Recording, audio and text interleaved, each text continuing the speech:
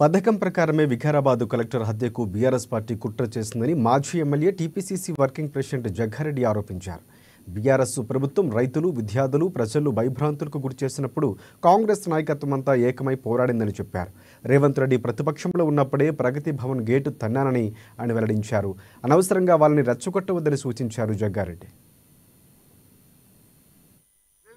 Gandhi Bhavan media ద్వారా secretary పోతే ఎట్లా కొట్టిరు, ప్రగతి మధ్య ఎట్లా కొట్టిరు పోలీసులు, టీఆర్ఎస్ గవర్నమెంట్లో ఇందిరా పార్క్ దగ్గర పోతే కూడా కొట్టిరు కదా, కోదండరామ్ కూడా తీసుకుపోయి లోపల పడేసారు కదా. అప్పుడు కాంగ్రెస్ గవర్నమెంట్ చేసే అభివృద్ధిని అడ్డుకునే ప్రయత్నంలో కుట్రలు జరుగుతున్నాయి. కుట్ర చేస్తున్నది కేటీఆర్, హరీష్ రావు అని కాంగ్రెస్ పార్టీ పదే పదే పదే గాంధీ భవన్ మీడియా ద్వారా తెలంగాణ ప్రజలకు తెలియజేస్తున్నాము. కాంగ్రెస్ గవర్నమెంట్ వచ్చి 11 నెలలు అయింది. రేపు డిసెంబర్కి 1 ఇయర్ అవుతుంది. మిగిలిపోయిన పథకాలు అమలయ్యే ప్రక్రియలో నిధులు సమకూర్చిన ముఖ్యమంత్రి, ఫైనాన్స్ మినిస్టర్ పని మీద ఉన్నారు. రాహుల్ గాంధీ గారు, సోనియా గాంధీ గారు, ఖార్గే గారు ఏ మాట అయితే తెలంగాణలోకి ఇచ్చారో అవన్నీ అమలు అవుతాయి. అమలు చేసే ప్రక్రియలో నిధులు సమకూర్చుకునే దాంట్లో ముఖ్యమంత్రి రేవంత్ రెడ్డి గారితో పాటు నేను ఫైనాన్స్ మినిస్టర్ భట్టితో పాటు ఇంకా చాలా మంది మంత్రులు ఎవరి రోల్ వాళ్ళు చేస్తున్నారు.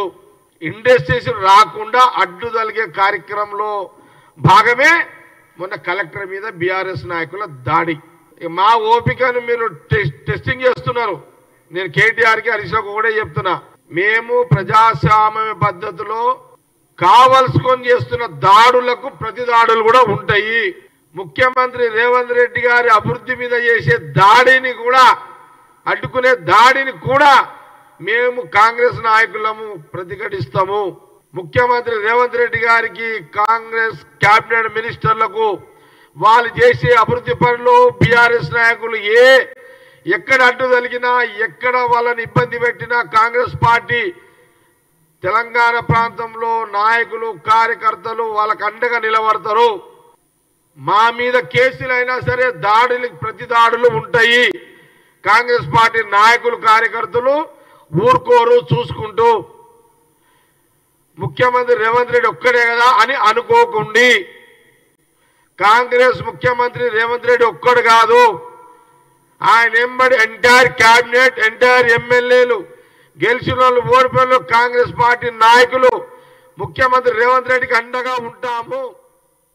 సెక్రటరీ పోతే ఎట్లా కొట్టిరు, ప్రగతి మధ్య ఎట్లా కొట్టిరు పోలీసులు, టీఆర్ఎస్ గవర్నమెంట్లో ఇందిరా పార్క్ దగ్గర పోతే కూడా కొట్టిరు కదా.